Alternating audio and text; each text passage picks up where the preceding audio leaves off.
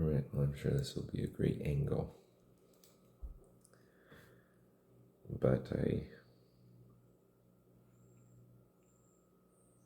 have been reading Freedom from Reality by D.C. Schindler. Or maybe it's been reading me. Maybe I've been reading myself by means of it.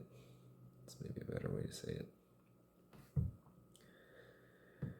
And I'm doing Lectio Divina on parts of it. Certain parts right now in preparation for an upcoming conversation with David.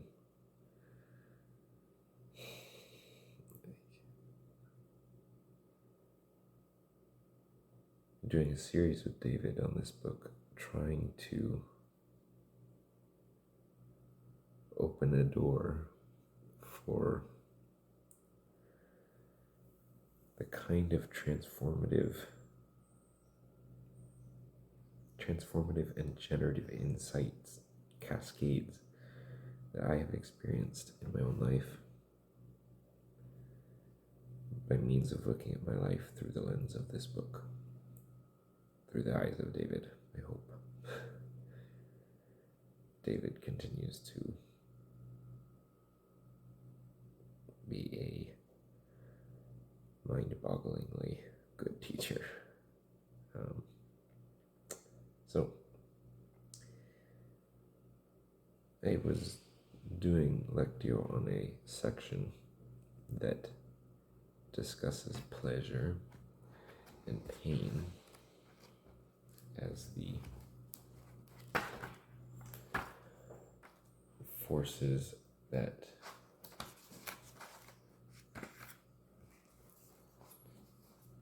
prod or goad or lend, that call to our volition. What is our volition doing? Unease makes reference to pleasure, the actual state of being pleased, but precisely in a non-actual mode, that is, in the experience of its absence. It is something to be achieved, something to be worked for. So that really got me thinking about pleasure and what that even is. And I sort of did a whole map, just kind of without writing anything down or recording anything. And then this gave way to doing that with pain, and it was so hard to look at. I realized I had to just start writing down adjacent notions to try to make sense of pain.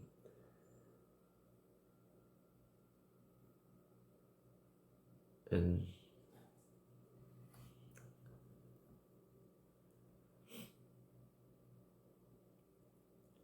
this is a quote from Hannah Arendt. Only pain is completely independent of any object. Only one who is in pain really senses nothing but himself. Pleasure does not enjoy itself, but something besides itself. Pain is the only inner sense found by introspection which can rival in independence from experienced objects the self-evident certainty of logical and arithmetical reasoning. Arithmetical reasoning. So pain has this, at least Arendt is proposing that pain has this sort of self-enclosed, unavoidable certainty. It's in you, and you don't need any referent beyond your own self. Like, this is part of what Nietzsche was getting at with the abyss, that there's, no matter where you go, there's always pain. Pain will walk with you as far as you can go if you're Nietzsche. But that seems discordant with some of the, well, basically every teacher that I find to be transcendent. I think Nietzsche's quite a thinker, but I don't know if he's actually transcendent. I'm not, it doesn't matter what I think. That doesn't matter. Anyway, okay, so I started making a map.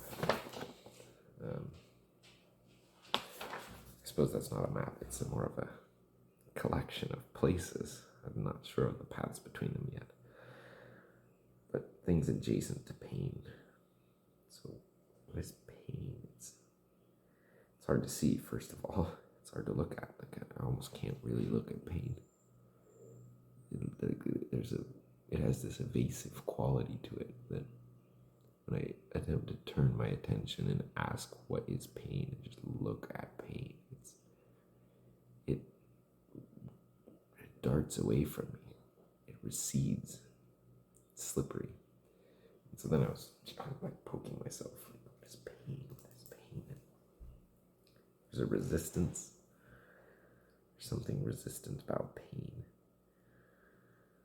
It's also, for me, there tends to be a connection between being resistant to pain, giving rise to suffering. Because suffering and resistance are tightly linked as far as I see them. And so suffering I have as a question mark. I have a bunch of ones that are question marks, partly because I'm not sure if they're actually how tightly connected they are to pain, but partly because they also seem so big. It's, there's a lack, pain, there's some kind of emptiness, there's some kind of lack, pain. We even use words like depression to talk about kind of the existential emotional state of pain, which I almost said sadness there, which is another one that I wrote down. Sadness I put a question mark with because I haven't spent much time. I spent time with sadness as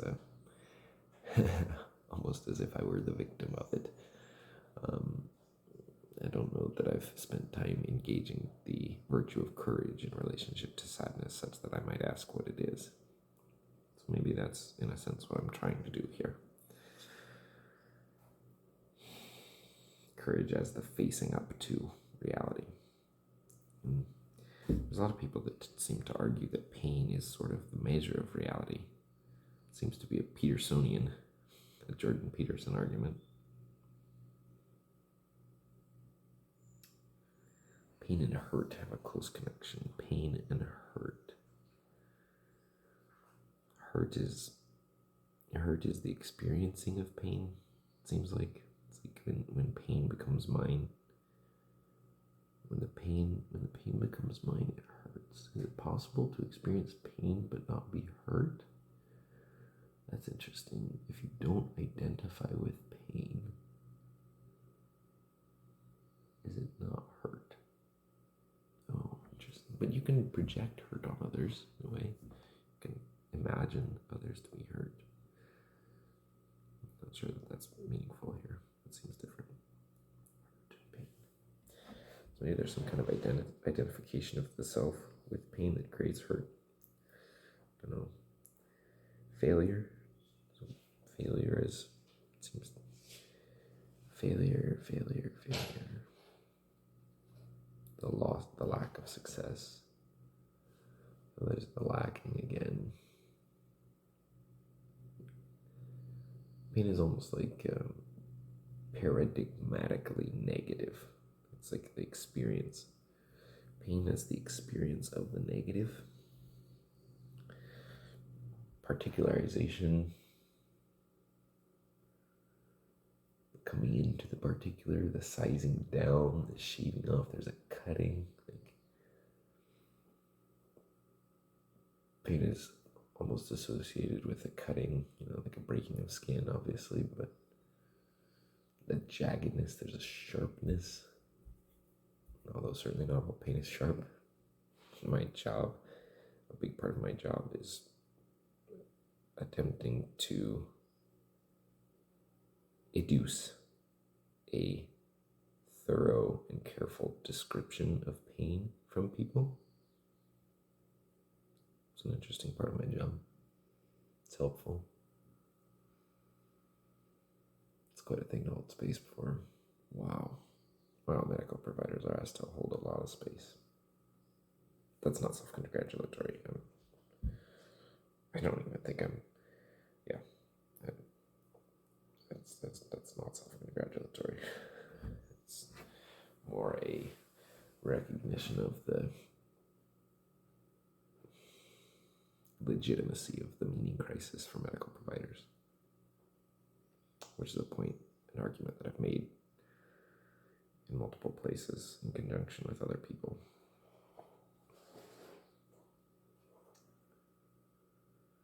Cruelty.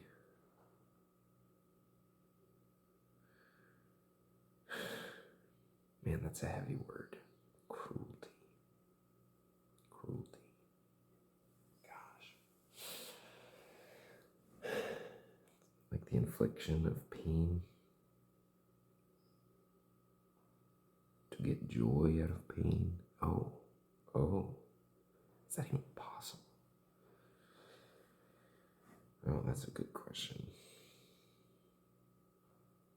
My instinct is to say no, and that our phraseology or languaging that says you can get joy out of pain is just, maybe that's just a semantic failure or something.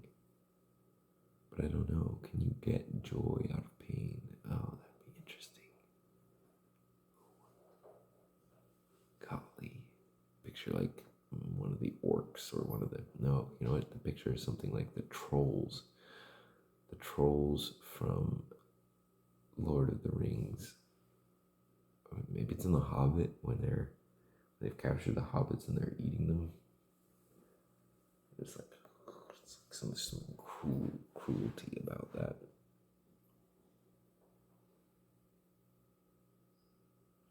It's not quite right though, because the trolls are just kind of, they have an animality about them. So that's not right? Like Sauron's the cruel one. Oh golly. Cruelty, man. Yeah. So cruelty is like the participation with evil, such that pain is created, engendered. Oh, interesting. So is cruelty upstream of pain? No, not in general. That doesn't seem right. I don't think there's nothing cruel, I think, about the experience of the negative feedback in the biological world. So maybe that's specifically on the social kind of level. Okay. That's enough cruelty for now. The word evil does come in here with cruelty, and put a question mark with that, because evil and pain, there's some crossovers there. It seems like evil necessarily, it seems like you can't have evil without having pain, but I think you can't have pain without having evil. It's probably enough to say about that for now. I might get lost down that track. Depression, kind of commented on that briefly. Disease, brokenness, separation.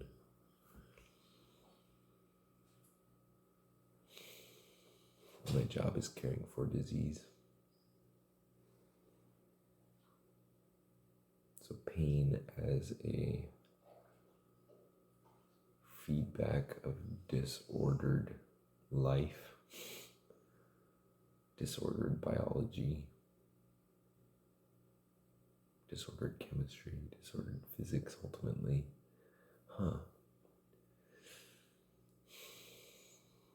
I don't understand how disease is an interesting one.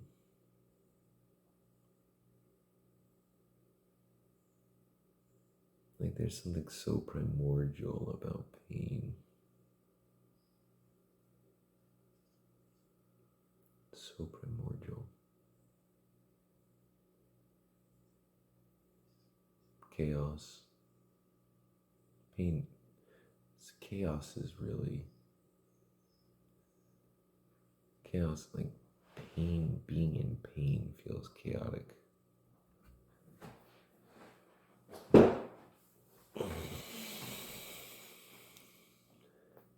It's rare that, you can locate the pain, like if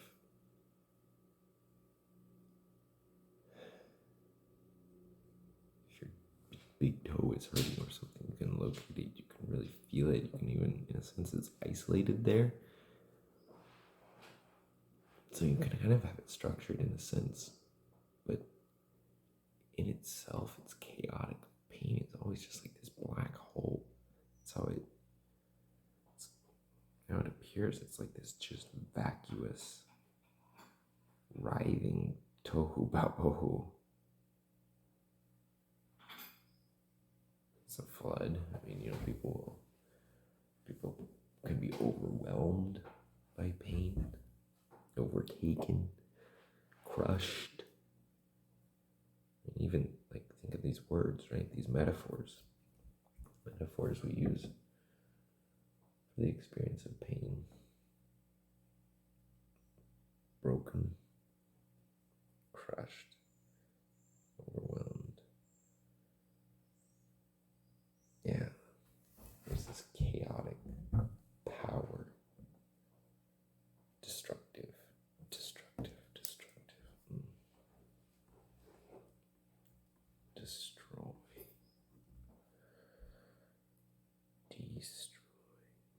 And part of what I do in this is take words apart, look at them etymologically. Not that I have, not like I'm a philologist, I just, from reading books and hearing John Vervaeke, I've learned to take words apart. Which led me with the disease to take it to dis-ease. Which is really interesting because in Freedom from Reality, Schindler is taking apart and talking about the arguments of John Locke, and dis-ease or unease is for Locke the motivating force that drives you to move in the world, that drives the will to shift, that drives the volition. So unease, dis-ease, disease. And it feels like a good place to stop for now, because that ties nicely back into the video series where we end episode 1 is talking about disease, or unease, sorry, and then where we'll pick up episode 2 is about, we'll pick it up there with unease. Thanks for watching.